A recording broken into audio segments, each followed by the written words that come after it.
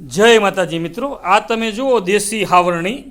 આજે પણ ગામડાની અંદર આ દેશી હાવરણીનો ઉપયોગ થતો હોય છે. ઘણા ખરા મિત્રોને લાગતું હશે કે આ લાપડાની હાવરણી છે, પણ મિત્રો આ લાપડાની નથી, પણ લાપડા જેવું દેખાતું એક ખડ છે. ને જે ખડ કયું છે એ આપણે ધનજીભાઈને પૂછીએ.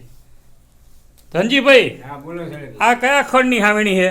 એ હાવડ છે ઝીંઝવો થયો. હા, હા. જો ઢોરા એટલું ખાય આ તો.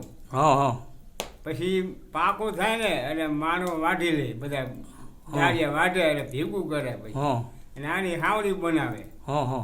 અને તમે જીપટાની કંઈક વાત કરતા હતા ને? અને એક દેશી જીપતો આવે એવું, હા હા. એ ઝાડ જો થાય ને હામેડી હાંગાણા છે. તો મિત્રો આ હાવરણી છે.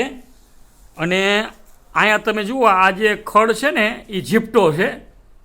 અને આની અંદર ઓછામાં ઓછા ઝાઝા નહીં ને તો 4 થી 5 જીપટાના હાવેણા પણ બાંધેલા પડ્યા છે. જે ગામડાની અંદર રહેતા હોય દેશી માણસો હોય ને આ બધી વસ્તુનું ખાસ કરીને જ્ઞાન હોય છે.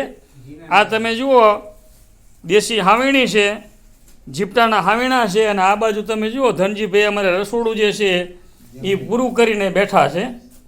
ધનજી ભગત, શું બનાવ્યું આજ ખાવામાં? ખાવામાં તો હજી તો રોટલી કરી, શાક બાકી છે હજી? શાક હજુ બાકી છે. તો આ છે અમારા ધના ભગત.